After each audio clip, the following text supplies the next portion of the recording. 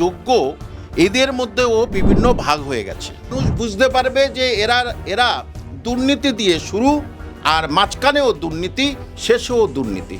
লাথি মারাটা কেন, তাই না? লাথি মারাটা কেন, অর্থাৎ শিক্ষার মেরুদণ্ডে লাথি মারলেন এবং সেই এসআই এর উপরে পুরো নির্ভর দায়িত্ব দেওয়া হয়েছে, কিন্তু পুরো বিষয়টা খতিয়ে দেখার। হ্যাঁ, খতিয়ে দেখার দায়িত্ব দেওয়া হয়েছে। যে সুতরাং কি জানেন তো, যে পরীক্ষা দেবে সে খাতা দেখবে, এই সরকারের নিয়ম বুঝতে পারছেন তো। বিভাজনটা প্রকৃতপক্ষে রাজ্য সরকারের মঙ্গল।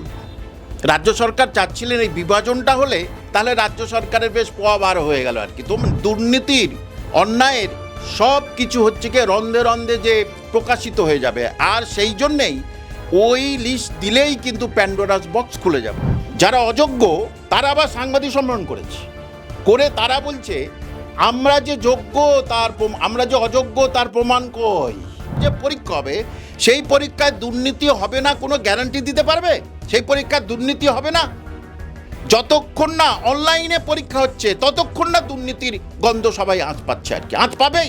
এই রাজ্যে যারা যোগ্য প্রার্থী, আমি তাই বলছি, যারা যোগ্য প্রার্থী তারা রাজপথে শুধু পড়ে থাকা নয়, তারা পুলিশ লাঠিচার্জ করতে পারে, কোনো কারণেই করতে পারে। ফুটেজগুলো এরা দেখাচ্ছে, ওরা দেখাচ্ছে, যাই দেখাক, আপনি লাথি মারলেন কেন?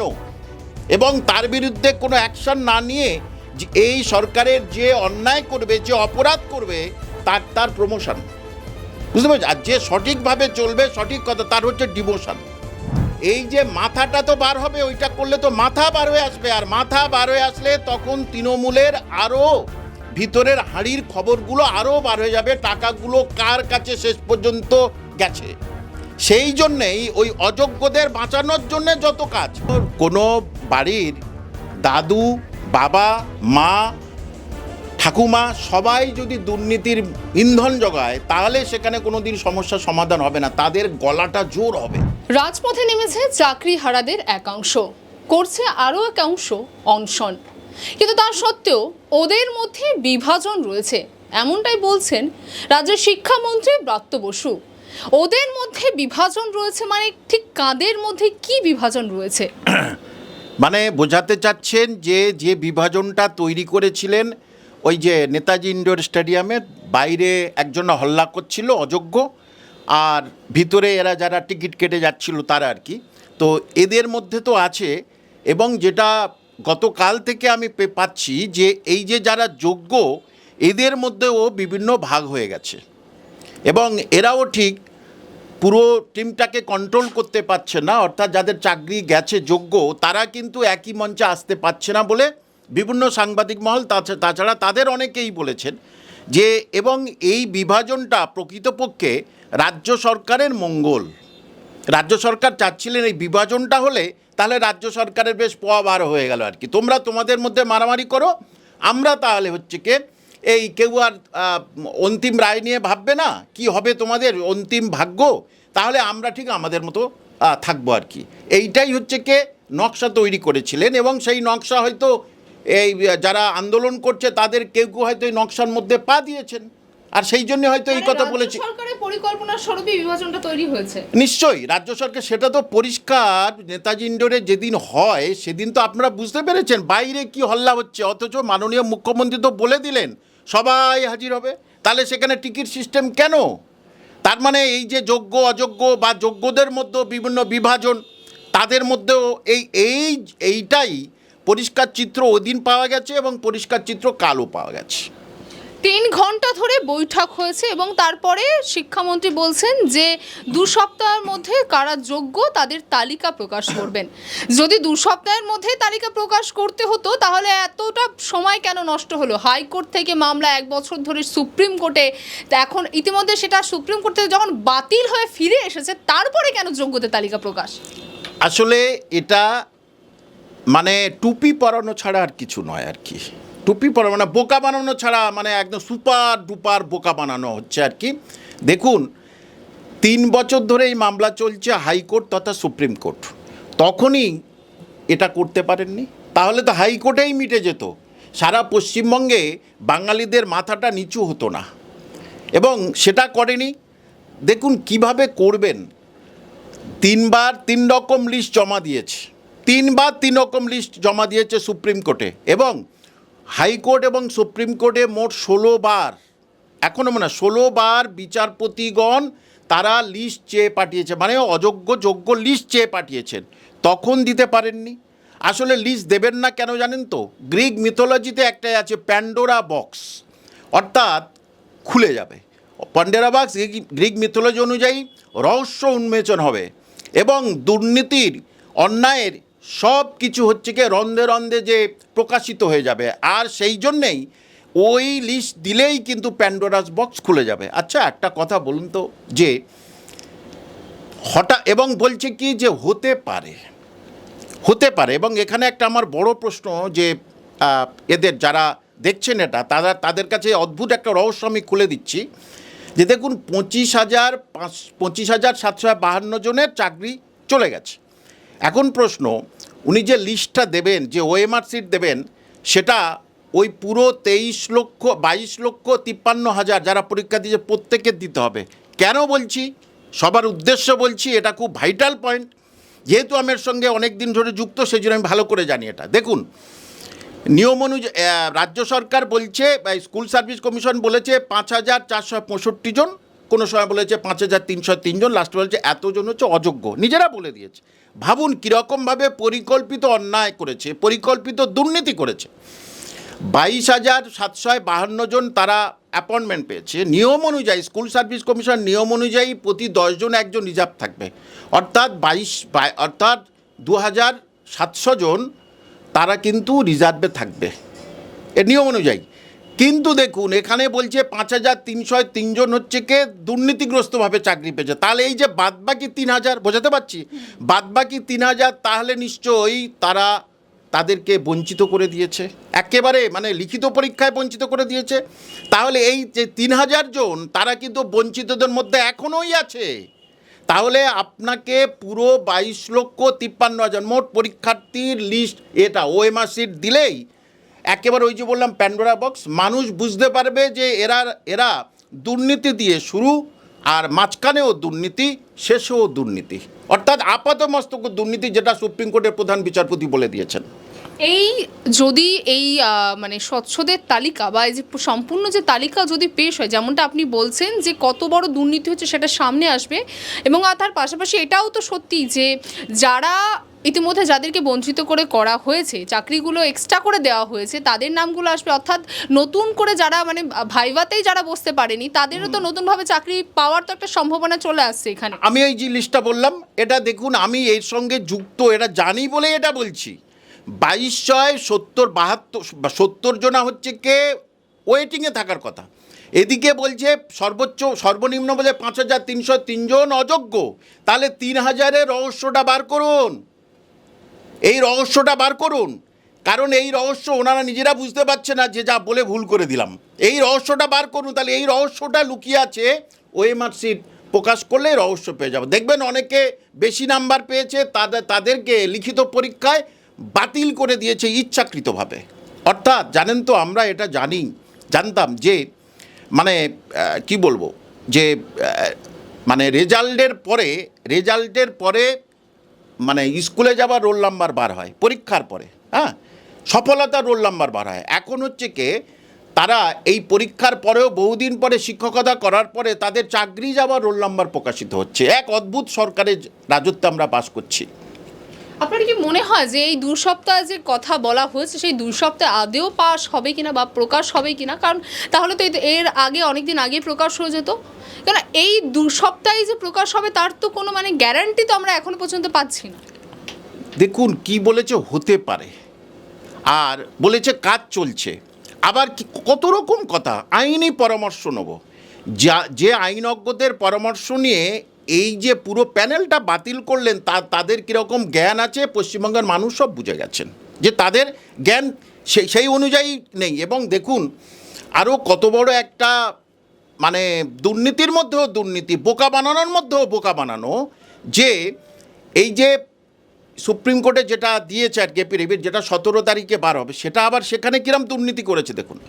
যে 17,206 জন শিক্ষক মশাইরা, এরা কিন্তু 26 মার্চ পর্যন্ত চাকরি করবে, তারপরে পরীক্ষা দিয়ে ওরা কিন্তু আসবে, যে আসবে আসবে এটা বলে দিয়েছে। আচ্ছা, তাহলে গ্রুপ সি অ্যান্ড গ্রুপ ডিদের কোথায় গেল?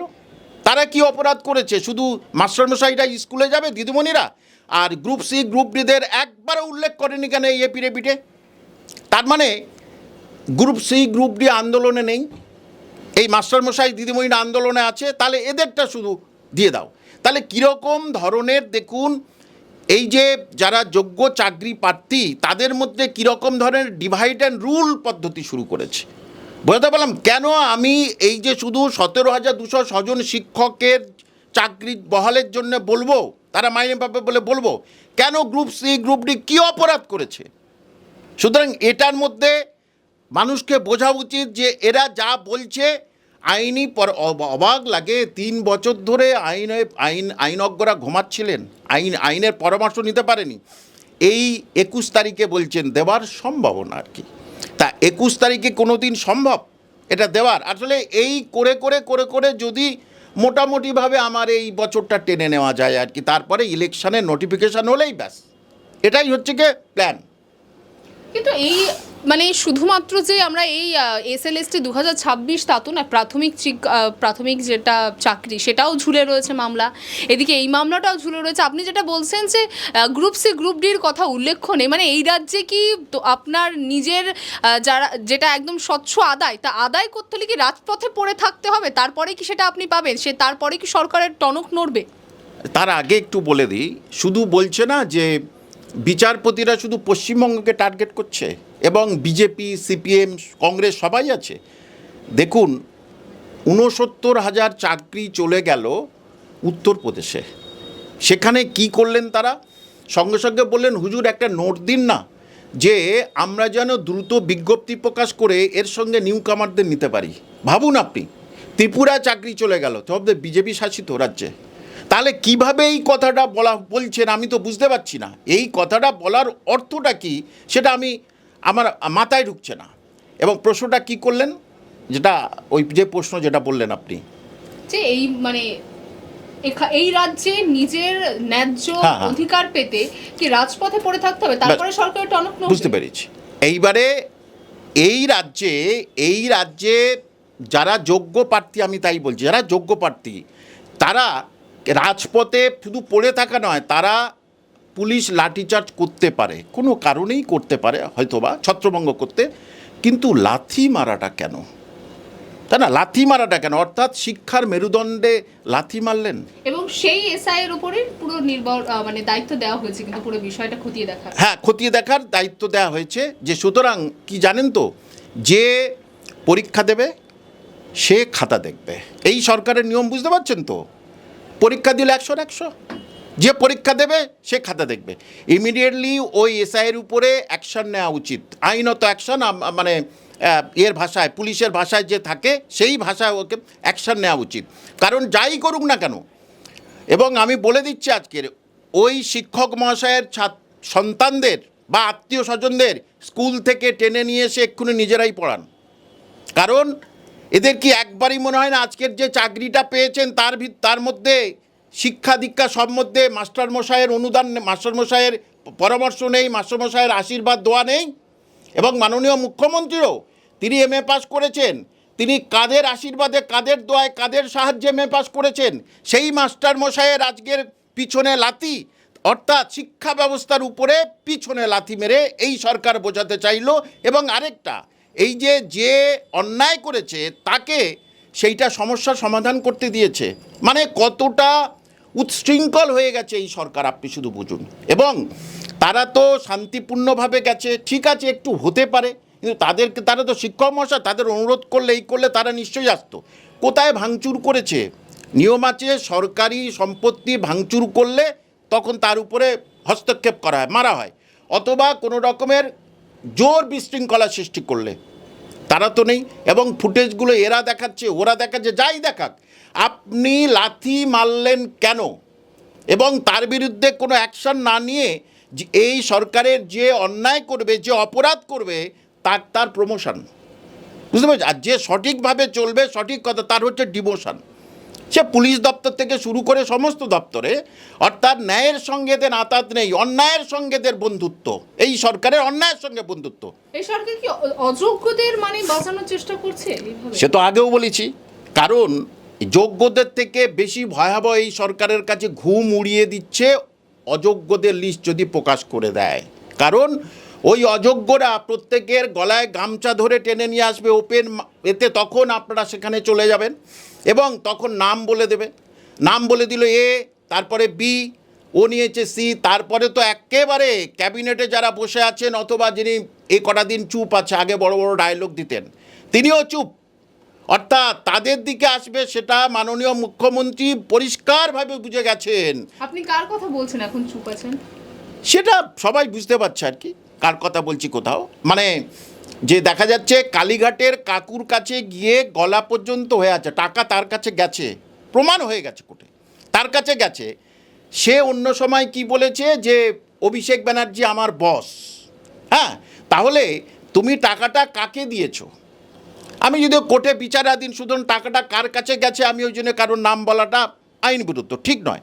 সুতরাং এই যে মাথাটা তো বার হবে, ওইটা করলে তো মাথা বার হয়ে আসবে, আর মাথা বার হয়ে আসলে তখন তৃণমূলের আরও ভিতরের হাঁড়ির খবরগুলো আরও বার হয়ে যাবে, টাকাগুলো কার কাছে শেষ পর্যন্ত গেছে। সেই জন্যেই ওই অযোগ্যদের বাঁচানোর জন্যে যত কাজ আপনাদের কাছে যদি থেকে থাকে, কেন আজ 3 তারিখে রাতে ওয়েবসাইটে দিতে পারেনি? একটা ইংলিশ পেপার, একটা বাংলা পেপারে, যা নিয়ম আর কি, সেখানে তো পুরো নাম ঠিকানা স্কুলের নাম দিয়ে দিলে সবাই বুঝতে পারবে এরা অযোগ্য, তাহলে আমরা যোগ্য। তাহলে যোগ্য শিক্ষক শিক্ষিকা, তাদের বাবা মা শ্বশুর শাশুড়ির স্বামী স্ত্রী কারোর হচ্ছে কি সম্মান চলে যেত না নিশ্চিত। তাহলে সেটা করছেন না, এবং আপনি অবাক হয়ে যাবেন যারা অযোগ্য তারা আবার সাংবাদিক সম্মেলন করেছে, করে তারা বলছে আমরা যে যোগ্য আমরা যে অযোগ্য তার প্রমাণ কই। তাহলে তারা কার ইন্ধনে হঠাৎ এতদিন পরে তারা সংঘবদ্ধ হলো? কার ইন্ধনে? নিশ্চয় ইন্ধনে হয়েছে, তাহলে কার ইন্ধনে তারা সংঘবদ্ধ হলো? চিন্তা করুন, যারা অযোগ্য তারা বলছে যে আমাদের প্রমাণ দিতে হবে আমরা অযোগ্য। তার মানে এই পুরো যে ঘটনা ঘটছে একটা পুরো সাজানো একটা ড্রামার প্লট। এটা কোনো দিনের জন্যে মঞ্চস্থ হবে না। মঞ্চস্থ হলে শয়তানটা পুরোপুরিভাবে ধরা পড়বে। স্বাভাবিক, আমরা যা দেখেছি নাটকের শেষ শয়তান ধরা পড়ে। সুতরাং এটা কোনো দিন মঞ্চস্থ হবে না, এটা একটা তৈরি করে রাখছে আর কি, ব্যাকগ্রাউন্ড তৈরি করে রাখছে যে এটা কোনো দিন আমরা মঞ্চস্থ করব না। আচ্ছা, একটা শেষ প্রশ্ন করব। কিছুক্ষণ আগে আপনি ত্রিপুরার উল্লেখ করলেন, উত্তরপ্রদেশের উল্লেখ করলেন, যেখানে চাকরি সম্পূর্ণভাবে বাতিল করে দেওয়া হয়েছে, কিন্তু সেখানে সুষ্ঠুভাবে কোনো দুর্নীতি হলে সেটার একদম সম্পূর্ণভাবে তদন্ত করে এই সিদ্ধান্ত নেওয়া হয়েছে, যার পরবর্তীতে চাকরি হারা বা তাদের তরফ থেকে কোনো রকম কোনো অ্যাকশন হয়নি, কারণ সম্পূর্ণটা সামনে প্রকাশ করা হয়েছে। কিন্তু এই রাজ্যে কেন সেক্ষেত্রে এক ধরনের সমাধান আমরা দেখতে পাচ্ছি না? এই রাজ্যে কেন একদম বছরের পর বছর এই মামলাগুলো ঝুলে থাকছে, মামলার শেষ পর্যন্ত কোনো রকম কোনো সমাপ্তি হচ্ছে না? যে এই যে যোগ্য অযোগ্যের যে লড়াইটা উঠবেই বা কেন? যদি সরকারের তরফ থেকে যদি সঠিক তদন্ত হতো তাহলে তো যোগ্য অযোগ্যের লড়াইটা হতো না। এতদিনে তো নতুনভাবে নতুন করে হয়তো নতুন পরীক্ষা হোক বা যে করে হোক নতুনভাবে ক্লাসও শুরু হতো, এবং এই মুহূর্তে আমরা জানি যে মাধ্যমিক উচ্চ মাধ্যমিকের খাতা দেখা একটা তাদের ভবিষ্যৎ নিয়ে একটা বড় একটা প্রশ্ন এসে দাঁড়িয়েছে। আসলে এটা করলেই তো নিজের যে কারাপশন, নিজের যে দুর্নীতি, নিজেদের চরিত্র সব কিছু তো জনমানসে হয়ে যাবে, যে প্যান্ডোরা বক্স হয়ে যাবে। সেই জন্য এটা প্ল্যানফুলি এরকম করা হয়েছে। দেখুন 2014 সাল, এটা কি একটা সরকারের স্বাভাবিক কাজ না? এটাই তো কাজ, যে কি কোথাও দুর্নীতি হলে সেটাকে সমাধান করা, নিজের রাজ্যকে সঠিকভাবে পরিচালনা করা। ঠিকই, কোনো বাড়ির দাদু, বাবা, মা, ঠাকুমা সবাই যদি দুর্নীতির ইন্ধন জোগায় তাহলে সেখানে কোনো দিন সমস্যার সমাধান হবে না, তাদের গলাটা জোর হবে। আর সেটাও এখানে তাই, যে মাননীয় মুখ্যমন্ত্রী কিভাবে বলতে পারেন তোমরা স্কুলে যাবে, তোমাদের কারোর চাকরি যাবে না, আগে তোমাদের সঙ্গে বসবো, তারপরে অযোগ্যদের। কি করে একজন রাজ্যের প্রধান, রাজ্যের প্রশাসনিক প্রধান, তিনি কিভাবে এই কথাটা বলতে পারেন? এবং সারা ভারতবর্ষের কাছে আজকের বাঙালিদের মান সম্মান সব কিছু মাটির সঙ্গে মিশে গেছে। এবং মাননীয় মুখ্যমন্ত্রীর যে কতটা আইন মেনে চলেন, আইনকে কতটা সম্মান দেন সেটা বোঝা গেছে। সেই জন্যে আইনের নোটিশ খেয়েছেন। এবং আপনি নিশ্চিত জানবেন বা জেনে যাবেন যে এই যে শিক্ষা দপ্তর, স্কুল সার্ভিস কমিশন, এদের চেয়ারম্যান হচ্ছে কে আদালত অবমাননা নোটিশ পেয়ে গেছে, নোটিশ অলরেডি পেয়ে গেছে যে স্কুলে যাবে মানে, তাদের তো চাকরি চলে গেছে, স্কুলে যাবে মানে। এবং ওই যে বললেন যে তারা দুর্নীতিটাকে সমাধান করছে না, এই ব্যাপারে একটা বলছি, 2014 সালে রাজস্থানের তৎকালীন মুখ্যমন্ত্রী ওম প্রকাশ চৌতালা এবং তার ছেলে 10 বছরের জেল হয়েছিল। কজন প্রাইমারিতে মাত্র 2144 জন দুর্নীতি করে ধরা পড়েছিল, এই কজনের জন্য তাদের জেল হয়েছিল। তিনি কিন্তু শিক্ষামন্ত্রী ছিলেন না, তিনি মুখ্যমন্ত্রী ছিলেন। তাহলে এই মুখ্যমন্ত্রীর হবে না কেন? বুঝতে পারলেন, এই মুখ্যমন্ত্রীর হবে না কেন? আর তো কারোর জেল হয়নি, ওই বাবার ছেলের জেল হয়েছিল। তাহলে এখানে কেন হবে না? এইটাই মানুষের কাছে আমার জবাব। এবং মানুষ এটা চায়, দুর্নীতির মাথা না বার হলে তো দুর্নীতি আবার চলবে। এই যে সামনে যে পরীক্ষা হবে, সেই পরীক্ষায় দুর্নীতি হবে না কোনো গ্যারান্টি দিতে পারবে? সেই পরীক্ষায় দুর্নীতি হবে না যতক্ষণ না অনলাইনে পরীক্ষা হচ্ছে, ততক্ষণ না দুর্নীতির গন্ধ সবাই আঁচ পাচ্ছে, আর কি আঁচ পাবেই। সুতরাং এই সরকারের একটা কথা কি জানেন তো, এই যে 22,752 জনের এতজনের চাকরি বাতিলের দরকার নেই। মানুষকে বলবো যে নিজেরা ব্রেন খাটান, বুদ্ধি খাটান, হৃদয়ে লাগান। দেখুন, একজনকে বাতিল করলে আর কারোর বাতিল হতো না।